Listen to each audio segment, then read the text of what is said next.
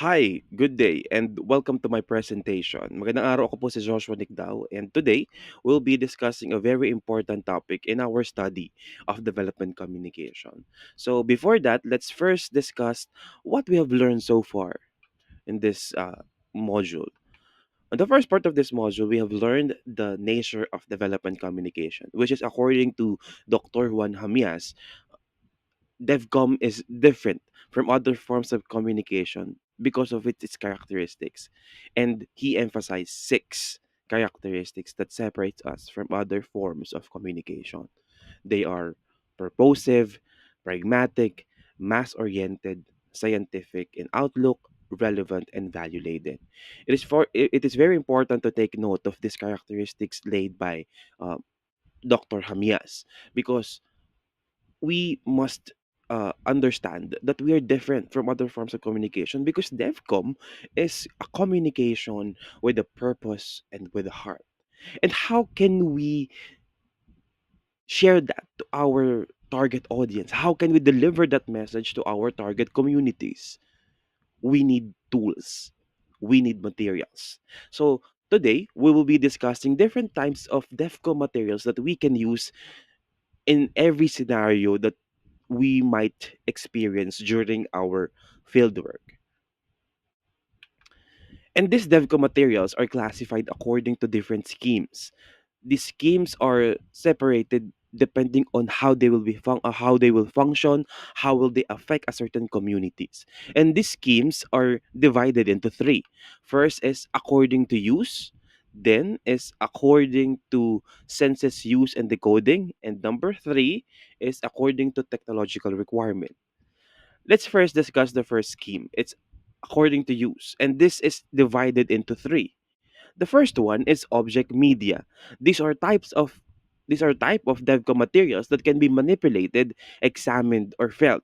Sometimes these are close-up materials that you can see from uh, near you, no uh, and it is usually used for small groups. Why? Because close-up materials can only cater a certain number of people, so for you to get the full experience of it. W- some of it are specimens, dioramas, and mock-ups. So let's use an example for us to better understand what we're talking about. Let's use the story of Sheila Natividad. She is a 42-year-old seamstress and miniature artist from Balagtas, Bulacan. I've met her for a documentary that we created together with my students at Bulacan State University.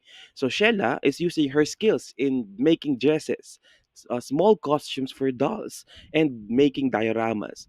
And she's using it to tell stories, to deliver her message of culture, history, and arts amongst kids around the community.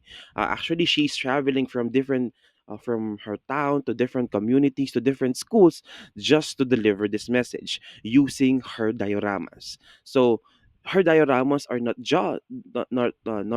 they are not just dolls because um again the target audience are children. So malapit sa puso ng mga bata ang manika, ang mga laruan. So she's using that to get their attention so that she can instill to them the message that she want to deliver. And yeah, she's telling stories such as stories of West Philippine Sea issue, other social relevant stories, and so much more. So it's like a blank canvas. Next is we have presentation media. This form of DevCo material is intended to be used to reach a larger and more varied audience because it can uh, use or expose or trigger the sense of sight, hearing, or other forms of senses, or maybe both. No, this can be printed on large papers. This can be shown on large screens. Diba? It's like publications, videos, films, and other forms of it, like posters. For us to better understand, let's watch this video. Isang taon pa lang ako, nasundan na ni Toto.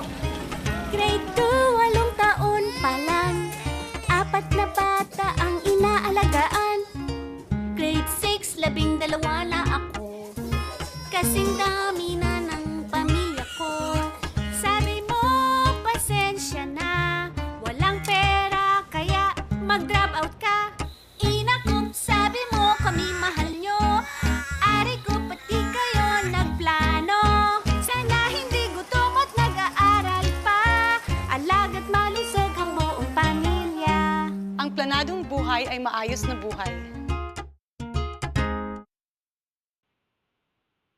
Aminin natin, alam natin 'to. So, maybe some of us kabisado pa 'to. It is a 2014, advertisement or campaign of the Department of Health about family planning and its effect to children if ever na hindi siya gawin or ano maging epekto niya sa mga anak ng mga pamilyang hindi gumagawa ng family planning. So it's very important. Napaka-effective nito. Bakit? Because up until now, maybe some of us still know the message of it, no? And the use of music, the use of children, 'di ba? To emphasize the message, and the most important thing is retention. Most of us are kabisado to. So that's one example of presentation media. Next, we have interactive media. These are media or materials that allow your audience to participate in the learning process. So this sometimes these are there are communicators that will ask you to scan a QR code so that you can fill out a form that will appear after you scanned it. And then through that, doon siya magsisimulang mag-talk. And if there's no electricity available or there's no connectivity, there are, excuse me, there are handouts that can be used to fill out so that the the the message delivery is interactive for the communicator and for the target audience. The second scheme is the scheme according to senses in decoding or anong mga senses ang natitrigger sa pag-understand nung ating message. Maybe we are all aware of these three classifications: print, broadcast, and audiovisual. In print, the sense of sight is used. No, these are materials that can be read, that can be seen. No, there are elements of colors, of graphic design, so that we can effectively send our message. These are materials that can be used uh, if your target audience can read or if they are interested in graphics. The second material would be broadcast media. So this triggers the use of the sense of hearing. No, so this can be used if your target audience, the target community, is having a hard time reading or absorbing your printed graphics. So if they're good in listening, then so be it. Can be used to them. And the combination of it is audiovisual. These are type of materials that can be used if you want to show something. And another thing will be to there should be an embedded sound, embedded music, or embedded voiceover for them to further understand your topic. Again, it varies depending on the needs of your communities. For print, we have newspapers and newsletters. For broadcast, these are major programs, and audiovisual are videos and films. Next scheme is the scheme according to technological requirement. This is divided into two: electronic and non-electronic materials. Electronic materials requires electricity to function. These are materials that requires power to function. These are like PowerPoint presentations, videos, films like that. Yes, there are battery operated materials, but after some time, the battery will surely run out and you will be needing electricity for it to function again. Now, this comes handy, but the problem is it's very dependent on electricity. The other material, on the other hand, is not electronic materials or materials that can be used in areas with no access to electricity. Um, these are like flashcards, flip books, things like that. No, the disadvantage of it, it's too bulky to bring, because who would want to bring a flip book when, for example, your community's up the mountain and you will be carrying those materials. But again, this can be used especially on communities that have no access to electricity. You can still bring your message to them using these materials. But why do we need to study all these materials? No, some of it may be familiar, you're already familiar with.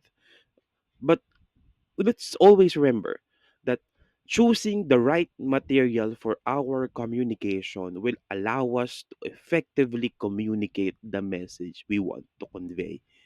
Choosing the right material is a step forward towards an effective communication to our target audience. And how can we do that?